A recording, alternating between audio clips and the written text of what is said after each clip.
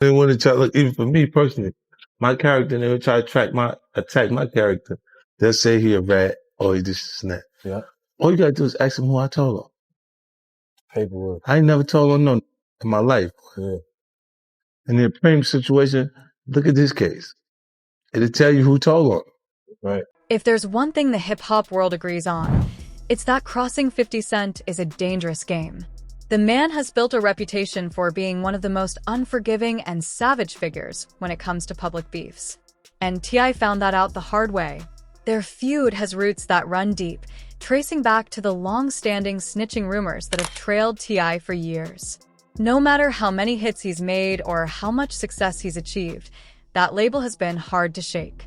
50 Cent, never one to hold back, was among the first to publicly call him out and kept that energy alive ever since.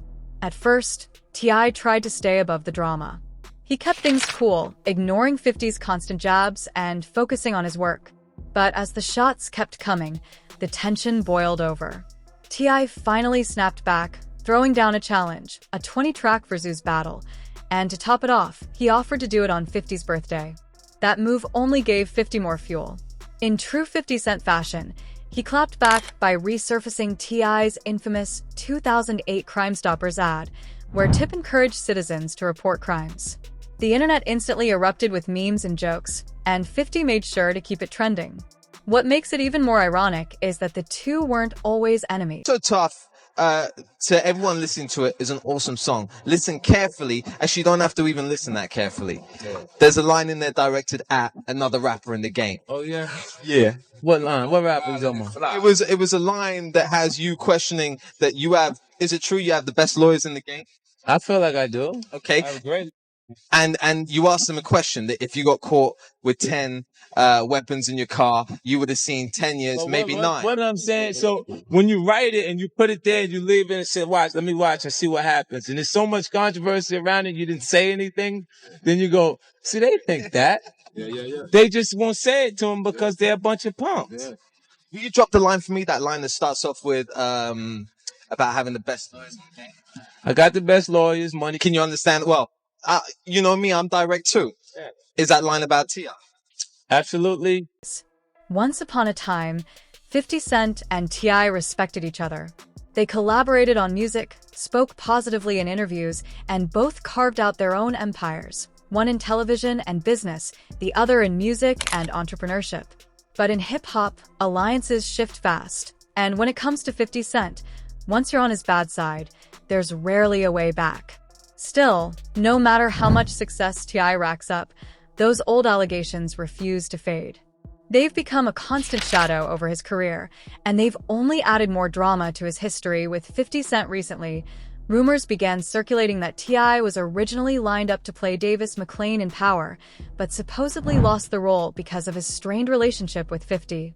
T.I. quickly shot those rumors down, claiming there's no bad blood and that he and 50 still hold mutual respect. Only one place in a federal guideline where you can have 10 machine and get 1 year of community service. But 50's silence on the situation says more than any statement could. In 50 Cent's world, silence rarely means peace.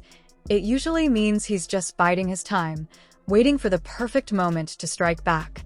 So, what exactly caused this shift? How did T.I. go from being a respected peer and potential collaborator to someone 50 seems determined to keep at arm's length? And why is that snitch label stuck to him so tightly that even industry heavyweights hesitate to get too close? The truth behind their fallout can be traced through a series of moments that reshaped how both men and the entire hip-hop world saw T.I. Their tension didn't just appear out of nowhere. It was years in the making. While 50 Cent has built his brand on trolling and stirring controversy online, his issue with T.I. runs deeper than the usual internet banter. One of the main sparks was T.I.'s repeated push for a versus battle against 50, something the Queen's mogul never seemed to take seriously. To T.I., it was about proving himself and celebrating his legacy. To 50, it came off as a desperate... Like, how are you dealing with when, like, the 50 cents are coming at you? Well, I mean, honestly, man, like, to be perfectly honest with you, man, I gotta deal with each situation as how he come out of the person's mouth. You can misinterpret songs, lyrics, you know what I'm saying? When you're being interviewed and someone asks you, how do you feel about this? I gotta take that. I gotta take your verbal rather than listen to your lyrics and jump to a conclusion. And when I heard him speaking on it, he said he wasn't talking about me, you know what I'm saying? And me and 50 always had a decent rapport, you know. It wasn't never nothing negative. So, and like he said this in conversation. At the same time, he said, man, he never had a problem with saying people's names, like when he's speaking on them. And like that's not like 50. If he going at somebody, he usually say their name and make it known. It's usually not ever whether or not. You know what I'm saying? And so I think that it's just unnecessary to jump to a conclusion and, you know, create grab for attention. But long before the Versus talk, T.I. had already found himself at odds with several East Coast rappers, 50 included. The real breaking point came in 2007 with the infamous Crimestoppers commercial. At the time, T.I. was facing serious federal gun charges that carried a potential 20-year sentence. Instead of laying low, he appeared in a PSA encouraging people to do the right thing and report crimes in their communities. The move may have been intended to show personal growth, but in the street-coded world of hip-hop, it sent the wrong message. Almost instantly, T.I.'s credibility was questioned. Fans and fellow rappers began whispering about whether he had cooperated with authorities, and that suspicion stuck like glue. The ad split the rap community in half. Some saw it as maturity, others as betrayal. And right on cue, 50 Cent jumped into the conversation, mocking T.I. and declaring him the last person who should be talking about keeping it real. For 50, that commercial wasn't just bad optics, it was a violation of street ethics. He didn't stop at words, either. He took his shots directly to the booth, dropping pointed lyrics on G-Unit's track, "You So Tough." Lines like, the message was crystal clear. 50 was calling out T.I. for allegedly cutting a deal instead of facing time. And the timeline made the reference impossible to miss. Here's how it all went down. Just hours before T.I. was set to perform at the BET Hip Hop Awards, federal agents swooped in and arrested him on multiple weapons charges. The twist? His own bodyguard, who had secretly turned informant, handed over 3 machine guns and 2 silencers T.I. had reportedly bought for $12,000. Since T.I. was already a convicted felon, the situation was serious, the kind of case that usually results in a decade or more behind bars. But when the verdict came, the outcome stunned everyone. Instead of a heavy sentence, T.I. received a shockingly light deal: 1 year of house arrest, 1,500 hours of community service, and a short prison term. To the rap world, it didn't add up. The leniency raised suspicions and fueled the very rumors that 50 Cent would continue to amplify, setting the stage for years of tension, distrust, and lyrical shots that would define one of hip-hop's most talked-about rivalries. Add up. In You So Tough, 50 cleverly used his lyrics to question how someone facing such serious gun charges could walk free so quickly. The implication was unmistakable. Maybe T.I.'s plea deal came with strings attached, possibly even cooperation with law enforcement. When asked in an interview if the song was really aimed at T.I., 50 dodged the question, saying it was up to the fans to decide. But by then, the damage was already done. The track set off years of speculation, and that snitch label began to stick to T.I.'s name like glue. 50 never had to say his name outright. His bars told the whole story. The streets caught the message, and 50 was simply the one bold enough to say what others were already whispering. At the time, T.I. tried to keep things diplomatic. When G-Unit dropped You So Tough, he brushed it off as typical rap competition, claiming he had no issue with 50. But the truth was, with federal eyes still on him, T.I. didn't have the luxury of clapping back too hard. Any misstep could have jeopardized his freedom, so he stayed quiet and let the storm pass, at least for a while. Fast forward to 2020, and those ghosts from the past came roaring back. The old Crimestoppers commercial resurfaced right in the middle of hip-hop's biggest snitching debate, the same time Tekashi 6ix9ine was making headlines for testifying against his 9 Trey associates. Suddenly, that PSA from over a decade earlier was trending again, and 50 Cent couldn't resist jumping in. In pure 50 fashion, he took to Twitter and wrote, "This the first song I'm gonna play." "You so tough," tagging T.I, attaching the Crimestoppers video, and looping an audio snippet of the track. It was the ultimate troll, sarcastic, petty, and perfectly timed to stir the pot. Naturally, T.I wasn't about to let that slide. He jumped straight into the comments, denying he ever cooperated with law enforcement. He insisted that his legal situation had been handled legitimately, without cutting any deals or giving up anyone. But instead of ending the drama, his response only reignited it. This time, T.I went on the offensive. Not only did he defend himself, but he also turned the tables on 50, hinting that maybe 50 wasn't as clean as he wanted people to believe. In his post, T.I wrote, "The video clip is cute, in poor taste, but cute. However, I prefer facts. I've never given any information to any form of law enforcement to get nobody no time for no crime ever. 50 Cent, can you say the same?" That shot hit hard. And T.I wasn't done. He doubled down by reposting 50's video on his own Instagram, using the moment to challenge 50, once again, to a versus battle. He captioned it with pure fire. "I'll take this as an acceptance of my catalog challenge. We got him, he bit the bait. Set this up so I can finally shut this watermelon head, invisible neck ninja, up once and for all." T.I didn't stop there. He kept the insults rolling, mocking 50's music and career, saying the Crimestoppers clip was old, outdated, and in poor taste, much like your catalog. Then he took it a step further, making sure no one misunderstood his position. "If there was another commercial, I ain't finna tell on nobody. I ain't finna take no stand. I ain't gonna do nothing to get nobody locked up. I ain't doing nothing that'll cost somebody time. The fact remains, I have never given any information to any law enforcement at any time in life to get anybody any time for any crime.